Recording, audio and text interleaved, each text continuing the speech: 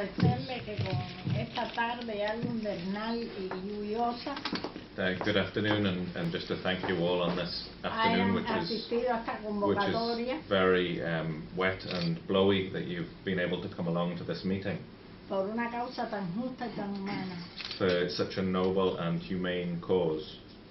Ustedes conocen ya el caso de los 5 y no vamos a demorarlos en hacerle la explicación de todos estos 14 años que llevamos, además de los tantos que Aimé ha hablado de los actos terroristas. You people here will know pretty well already the story of the Cuban 5, and I'm not going to go through every detail of it because you already know it, nor am I going to go through the details of all the attacks Cuba's faced over the years, which Jaimel has already been through.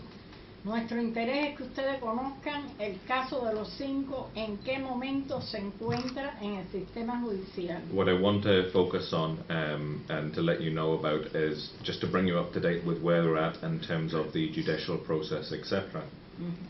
Después de haber transitado por todos los canales judiciales que nos brinda la ley de ese país, after we'd travelled the length and breadth of all the available legal channels that were available to us in the US. Como conocen, el caso se trató de presentar en la Corte Suprema.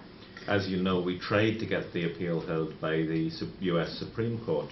Y como algo excepcional para la historia de ese país, and what was actually an exceptional thing in the history of the US, had happened before. Esto se presentó acompañado de el aval de 10 premios Nobel. The petition to the Supreme Court went in, and it went in with 10 amicus curiae, friend of the court, briefs from 10 different Nobel Prize winners. De instituciones de abogados norteamericanos. And also similar briefs from the guilds and societies of US legal professionals. Otro grupo de personalidades. And other personalities. No obstante ser esto algo excepcional, This was something that had never really happened before in the US.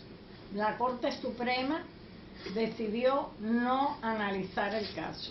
But despite that being unprecedented, the Supreme Court refused to hear the appeal.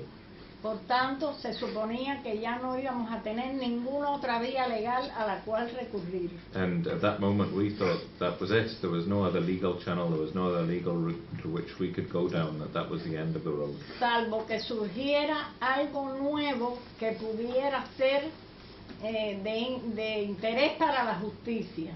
Unless, of course, some new facts came to light that would enable us to go back to court.